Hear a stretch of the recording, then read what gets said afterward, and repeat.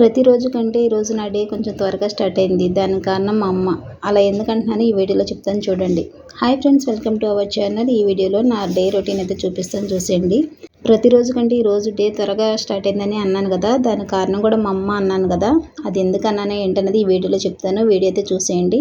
ఎవరైనా first time మన channel చూస్తున్నట్లయితే ప్లీజ్ తప్పకుండా సబ్స్క్రైబ్ చేసి సపోర్ట్ చేయండి. రోజు మార్నింగే లేచి ముందైతే టిఫిన్ వేసి పిల్లల్ని స్కూల్కి పంపిస్తాను. వాళ్ళు వెళ్ళిన తర్వాతే వంట స్టార్ట్ చేస్తాను. ఆ తర్వాత వాళ్ళ నాన్న షాప్కి వెళ్ళేటప్పుడు క్యారేజ్ పంపిస్తాను. ఈరోజు అలా కాకుండా లేవగానే ముందైతే వంట చేసేసాను. చారు కూడా కలిపి పక్కన పెట్టేశాను.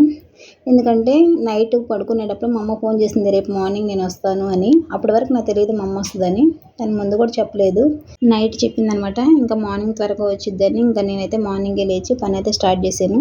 పని లేట్గానే చేసుకోవచ్చు, కానీ మా అమ్మ అంత జర్నీ చేసొచ్చు కూడా ఇంకా బట్టలు ఉతుకుతాను, అంట్లు తోముతాను అని స్టార్ట్ చేస్తుంది. అంతకుముందే పిల్లలు కరాటే టోర్నమెంట్ జరిగి ఆ వైట్ డ్రెస్సులు అలాగే ఉన్నాయి. ఇంకా అవి నేను ఎక్కడ ఉతుకుతానని తను రాగానే ఇంకా బట్టల దగ్గరికి వెళ్ళిద్ది. ఎందుకంటే నాకు చేతికి కణుతులు ఉన్నాయి, నేను ఉతకలేనన్న తన ఫీలింగ్ అనమాట.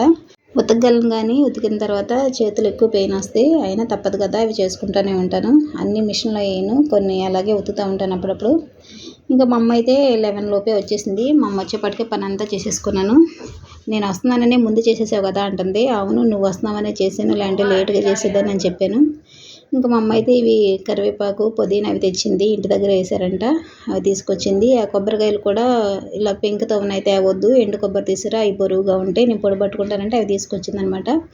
అవైతే ఇంకా సర్దేదాకా మా అమ్మ ప్రాణం తీసిద్ది. అయితే ఈ సర్దు అంటా ఉంటుంది అనమాట. నేనైతే వెంటనే సర్దే టైప్ కాదు, కాసేపు అలా పెట్టి ఎప్పుడో సర్దుతాను. మా అమ్మ ప్రాణం తీస్తుందని ఇంకా సర్దుతున్నాను. లంచ్ టైం అయిపోయింది.